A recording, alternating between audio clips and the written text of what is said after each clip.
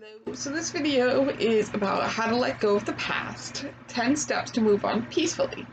The amount of happiness that you have depends on the amount of freedom you have in your heart. That was a quote by Thich Nhat Hanh. So the article starts out that 9 years ago, my heart was in a million little pieces that formed the basis of a million regrets.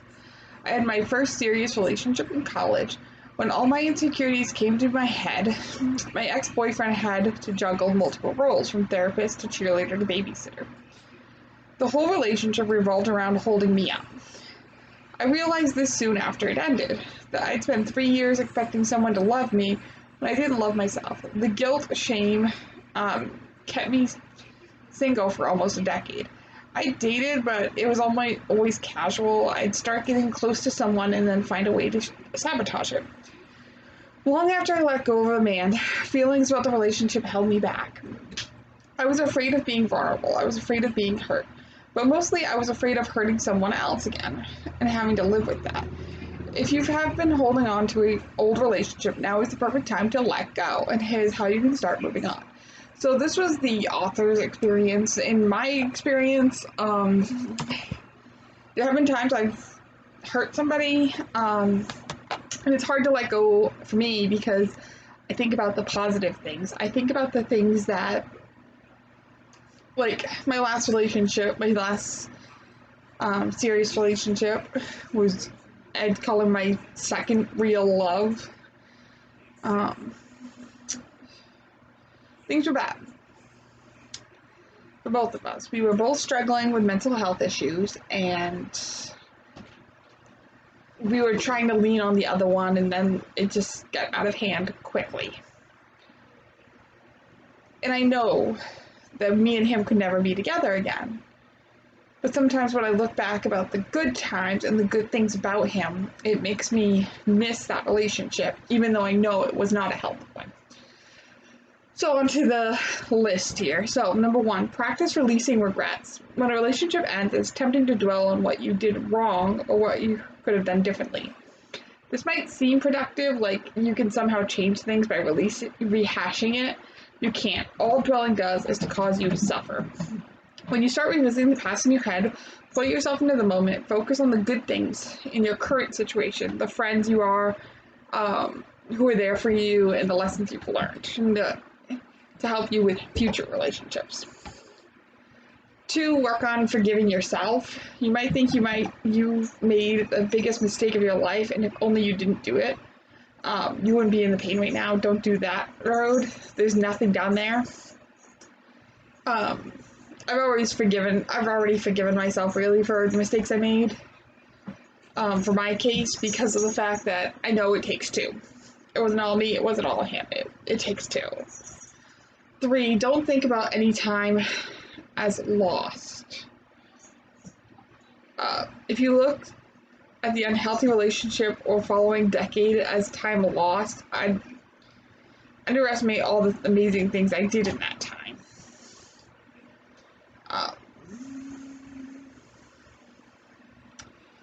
And then it says here, when you focus on the positive, it's easier to move on because you'll feel empowered and not victimized by either your ex, yourself, or time. Whatever happened in the past, it prepared you for now.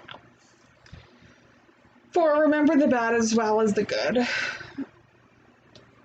I think this will give you a realistic, feeling. 5, reconnect with who you are outside of a relationship. I've loved this part of my current relationship because I do a lot of things on my own. And it's helped me get in touch with who I am without my boyfriend. 6, sorry, cat's screaming at me now. 6, create separation.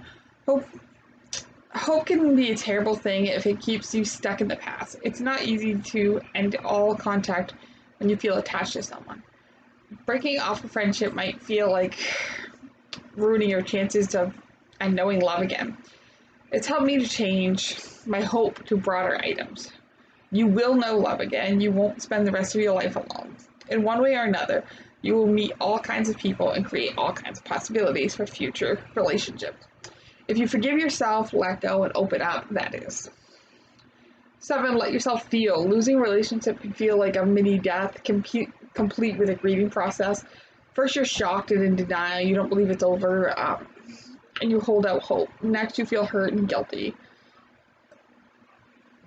So basically, this is saying let yourself feel those things. 8, remember the benefits of moving on. When you let go, you give yourself peace. Everything about holding on is torturous. You regret, you feel ashamed and guilty, you rehash, you obsess. It's all an exercise in suffering. The only way to feel peace is to quiet the thoughts that threaten it. 9, recognize and replace fearful thoughts. When you're holding on to a relationship, it's usually more about attachment than love. Love wants for the other person's happiness. Fear wants to hold on to whatever appears to make you happy, so you don't feel the alternative. You might not recognize these types of fearful thoughts because they become habitual. Some examples include, I'll never feel love again, I'll always feel lonely. Replace those thoughts with, all pain passes eventually. It will be easier if I help them pass by being mindful. And then finally, 10 is impermanence. Embrace impermanence. Nothing in life lasts forever. Every experience and relationship eventually runs its course. The best way to embrace impermanence is to translate it into action. Treat each day as a life unto itself. Appreciate the people in front of you as well as if it were the last day on earth. Find little things to gain in every moment instead of dwelling on what you lost. So that's it for this video.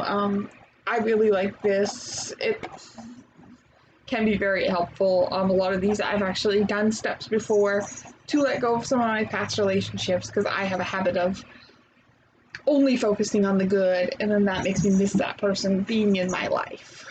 But anyway, thanks for watching.